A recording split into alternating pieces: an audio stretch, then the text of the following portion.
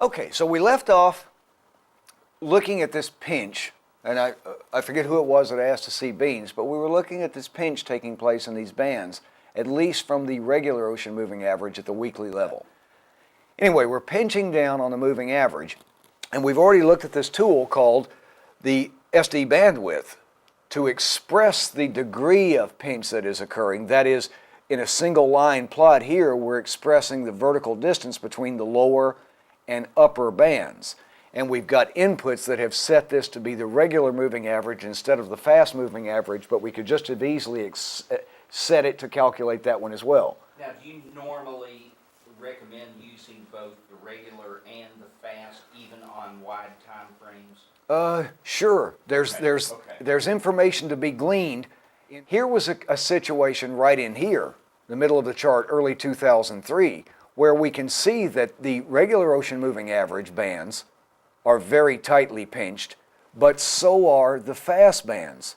Here's the upper and here's the lower of the fast. So notice in this entire zone, we're pinched on both time frames. And in fact, historically, let's remember that's early 2003.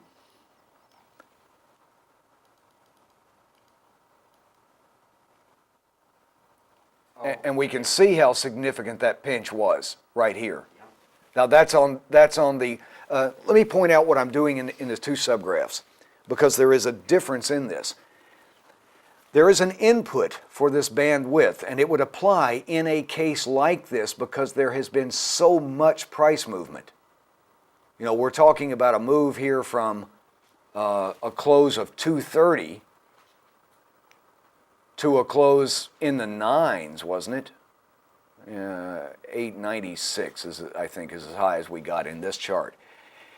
There is an input in this SD bandwidth. It's plotted in both subgraphs, but there is an input here that lets you see that either in terms of points, that is the bandwidth, or in percentage terms relative to the price.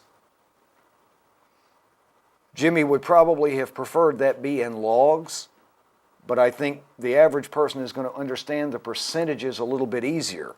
No, I like And here, what I'm doing is I'm going to give you a horizontal line at the current value. Notice that in raw points, this doesn't seem like much of a pinch going on right now. In percentage terms, it's of historic proportion. So when you're dealing with very long time frames with a very wide dispersion between the highest price and lowest price within that time frame, this is really only going to be applicable probably for those of you that are trying to work at the monthly level. But you see, it makes a vast, now what I've done here, we're expressing this in points. And down here what I've done is I've changed the input from show points from being true to false, and now express that width to me in percentage terms. Turn that to true. And it gives us a vastly different picture of where we're currently standing. Now we're among only 1, 2, 3 other cases in the last 10 years in percentage terms where the bands have been more pinched. And that was not the case. This did not look really abnormal in point terms only. You've got a lot of, I guess what I'm trying to say is you've got a lot of inputs in your software, and I've tried to do as good a job as I know how in the documentation to explain what each of the inputs do. You can't break anything by playing with these inputs. You know, so give it a shot and see what effect it has and read about what I've said it does for you. Let's see, this is weekly, and this doesn't look like a lot of movement. However, when we drop down to a daily chart, we see that it's a big move.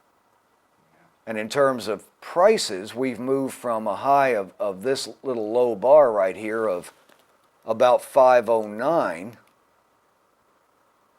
to a close on Friday of 611. So we've moved more than $1, more than $5,000 per contract in less than a month's time. and we're in the process of potentially, breaking out. This may have been a big base here, and we're getting ready to move out of that base. There was a point I was discussing just before we got started, and that is another one of the common traits of a band pinch situation to remember is the possibility, and this is one that Bollinger has documented. He thinks the number is as high as 60%. 60% of the time when there is a pinch, generally the breakout from that pinch, the first breakout from the pinch, is a false signal and is likely to be followed by the real move in the other direction. And I'm going to turn the fast off just to show this. Here is a good example of it. We were in an expansion of the bands, that is, this band, this NMA regular band, lower band heading lower, upper band heading higher, and then they start pinching down. And that of course is being picked up by the fact that the bandwidth is expanding into this bottom and this top, and then starts contracting again. So as we get into this contracted bandwidth, notice that there's an attempted breakout here above this high. It's unable to sustain that.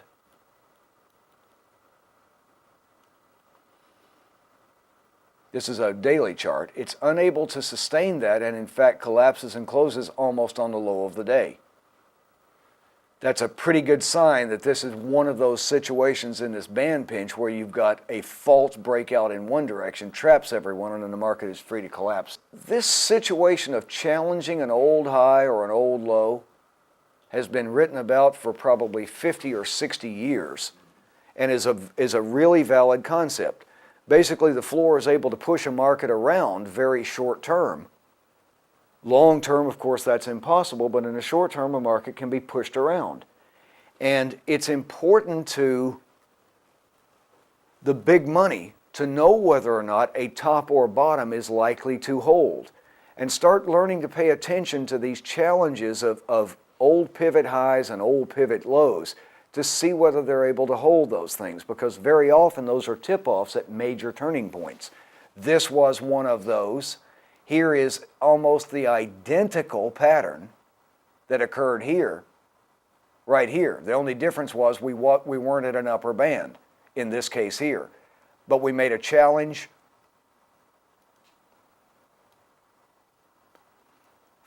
We came down a little bit, made a challenge to this high back here. It was unable to hold and fell away. And we were in another one of those band pinch situations. It's not always necessary you be in a band pinch when that occurs. Here is a top, a major top, with a high price of 913. All right, we've exceeded the upper band at the time that occurs. Prices come down. Now, will they fall straight away, or would it be likely this high needs to be challenged? Well, in fact, what ended up happening was they challenged the old high of 913 again right here at this peak where we get outside the band, taking the market 2 cents higher, and just as we had seen in the other example, closing that day on nearly the low of the day. So there was a big intraday reversal. Just begin to train your eye for this kind of thing, because you'll see it over and over again. It occurred, that was the one we were talking about. The very same thing occurred in here. Only it took 2 times to do it. If I'm not mistaken, that high was 900 and a half. There we go to 902. Double top, and all of this within the process of this formation. This would have been one where if you saw this on an intraday chart, or as you saw this occurring intraday, roll down to an intraday time frame to try to do something about it, using the tools that we'll be going through tomorrow. Here's a low. That's right, exactly the same thing in the other direction. Good eye. There's a low of 579 3/4. Here we come down to 577. Did I say that was? 579. So we come about 3 cents lower, and like we had seen in the other examples, they make that a major intraday reversal, and you close nearly on the highs. The high was 6, you can't see the close because it's right on the Ocean MA, but the high was 610.5. We closed at 608 and 3/4. So intraday, after they were sure that was a significant low, they rallied the market up. This is that false head fake signal over and over again in both directions. You see it all the time. Here it is going on again. Is it as prevalent in the short term as it is? Very much so. Yeah, okay. Even intraday, yes. Okay. The same thing is occurring right in here. Here we are as of Friday's close. Actually, you broke through the pinch there. Yes, you've started to expand back to the upside at the daily level. Now, as we go back to a weekly level, we're still in the midst of the pinch. On the daily, we're moving to the upside. And what I've done here to reinforce this lesson about what we can do with the moving average study is I've plotted a daily and a weekly and tried to put the moving averages this time in the same color. Now here's a case where if the only tool we have at our disposal is NMM right here crosses from below zero. Remember that NMM is our primary thrusting tool. And one of the things we have not talked about is this 33.96 value out of NMM can be compared to any other market in any other time frame as a measurement of the thrusting energy of that market. That's the beauty of the way Jim devised the logic of using the logarithmic math, as well as adjusting for time, which will let this comparison of a daily chart be made against, well, for instance, there we are at 33.96 on a daily. If we base this on a weekly, we see that it's a 21.13. So your thrusting energy on the daily is much greater than it is at the weekly level so far. So there's NMM right now as on a daily chart of crude producing 19.83 as a value, and on the weekly chart, this is good. Yeah. Our old Trade friend. station events log. What happened? We produced a log error. Boy, that's scary. Have I broken the software? Let's see. What was the event? Tried to pass a 0 or negative value to the log function. What on earth does that mean? It means that somewhere in this data, the way this data is back adjusted, prices went negative. There is 0.00. Notice the method that they are using to back adjust prices. Crude went below 0. And we cannot take the log of a negative number. How do we get around that? You could, Stephen suggested truncating it, get rid of the data. But what if I want to see things back there? I want to understand, what ocean looked like through this phase. Now, to get around that, all you have to do is change this from a .P to a .C. And it's a different means of back adjusting. Now notice there is no 0 back in 98. And we have no error message. Yes, now in Genesis, that would be the difference between using a 067, which can produce negative numbers, or 57. The reason we had jumped over to crude here was because we were looking at these NMM values and making a comparison, telling ourselves that we could make cross-market and cross-time frame comparisons. So the energy level here at the weekly is a 32.52, at a daily is a 21, and I believe that compares with like a 33 and a 19 Right. in beans.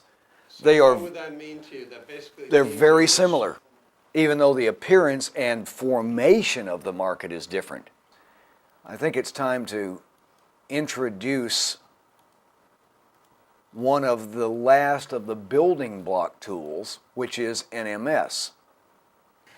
In the upper subgraph right here, you see NMS in the cyan line.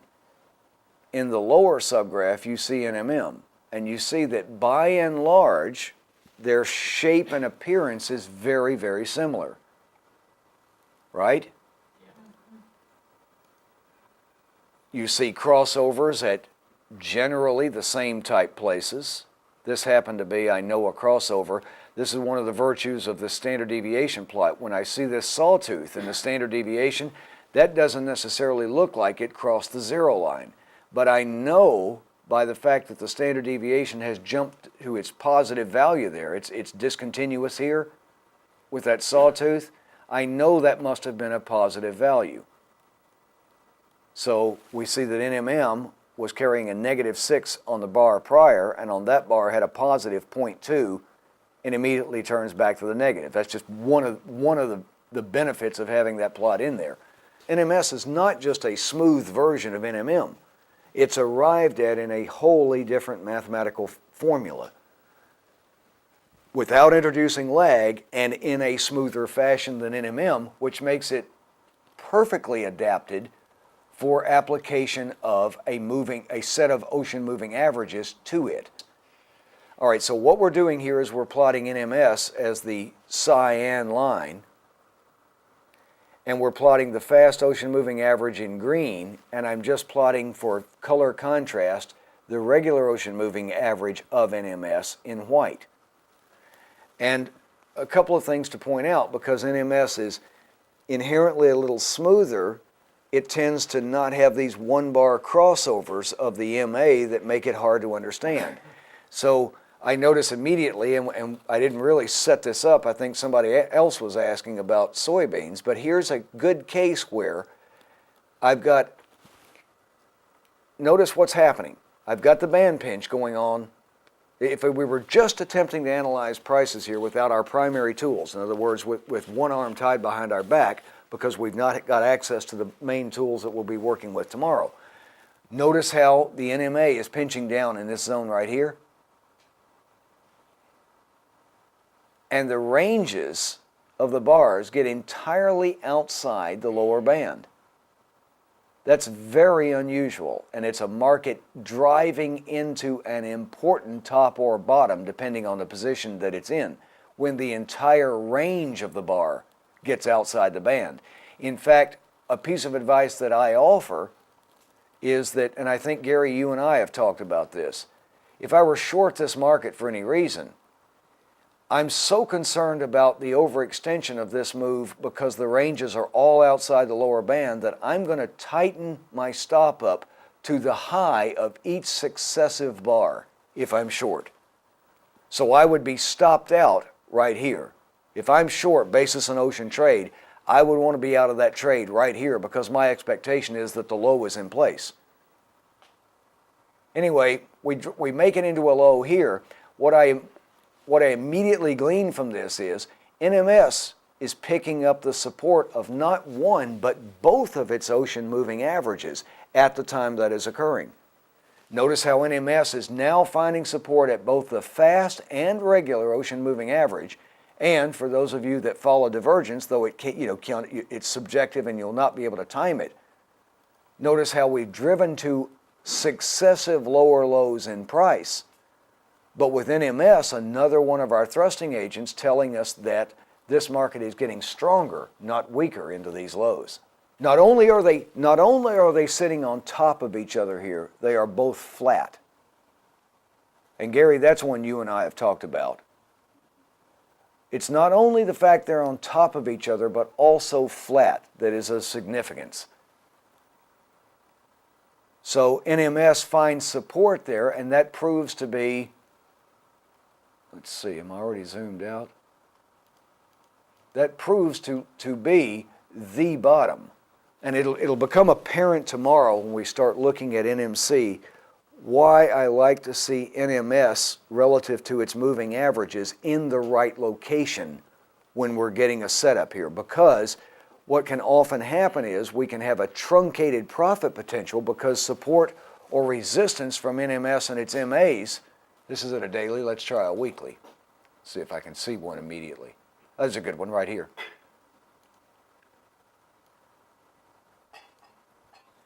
If for whatever reason we thought going long here was the right thing to do, I'd be concerned about that because at that point NMS is trapped in the zone between its regular and fast ocean moving average, where the fast ocean moving average out of NMS is probably going to operate as resistance and not let that market advance to the upside the way I would like it to. Because it's flat. Because it's A, trapped, and B, flat, yes.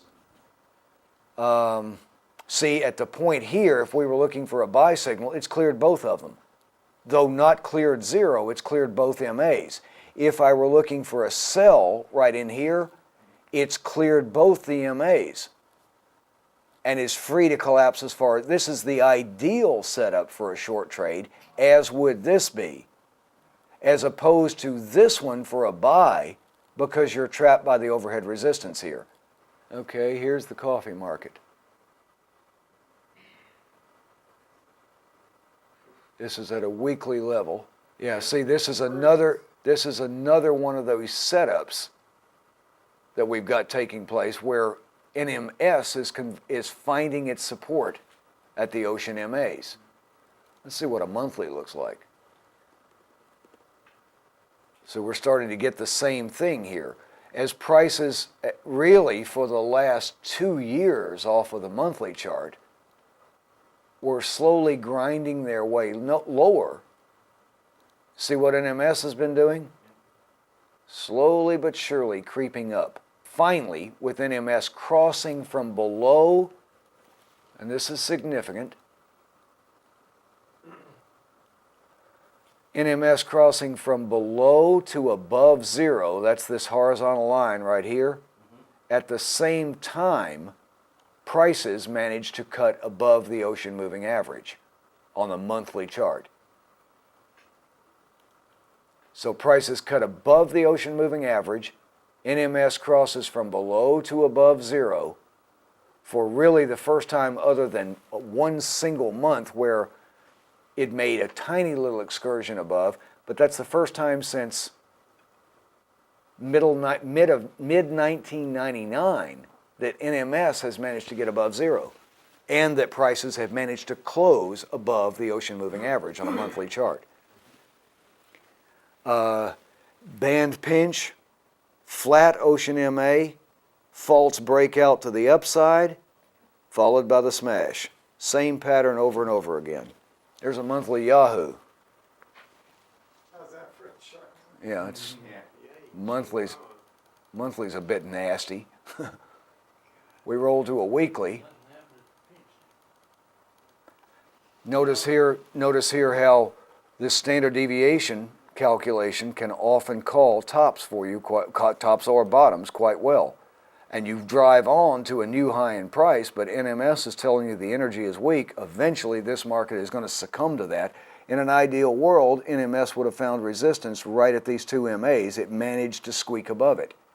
If we were to load, and again, I'm forcing analysis here. This is not the correct way to do analysis, really, because we need the benefit of other tools. But yep, here's the flat MA out of the fast ocean moving average in the band pinch and the collapse. And here we are daily, chop, chop, chop, chop, chop. Finally, we break below the regular ocean moving average right here, and at the same time that occurs, NMS crosses. Now see, as we're moving into this top, notice how NMS energy is falling off as early as September. Now it can't get back above the fast ocean moving average here as prices drive to a new high. Now it's contained by both the fast and regular ocean moving average, literally on the high bar. And the market rolls over. And you got divergence there too. Yes, this entire time you're driving to new high in prices with energy content falling off. Finally, the zero cross right here of NMS, prices cutting below the ocean moving average, and that's pretty much the end of it. We started this analysis, didn't we, at the weekly level?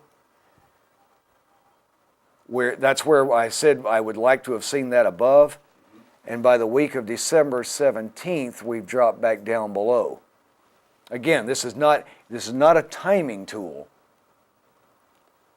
I'm wanting to see that all these pieces are beginning. What I want now is I've got both moving averages rolled over and NMS trading by and large below them. What I would like to see now is our real timing tool offer me a sell signal here or here or here. And that's what we'll be looking at tomorrow. This is the same bean chart that we were looking at on a daily and a weekly. And what I was doing here, I've got a weekly superimposed. And the point that I was going to use in this example was that notice that what's happened here is that we're outside the lower standard deviation band on the weekly time frame as we make this bottom. Yes, this is beans again. And remember how I made the comment, it's very unusual to see that, where the entire range of the bar is outside the band. And when we see that kind of thing, that generally is the way a bottom is going to get formed. Now, maybe I will bring this to bear. We've talked about divergence, and it's very subjective, I understand. But we have a tool that is one of the best divergence engines that I know of. This is called the NMM, for lack of a better term, I called it the NMM MACD. And I'm going to suspect that it told us about this bottom right here. And then I'll explain what it is. Not as well as I would have liked, but it did do it.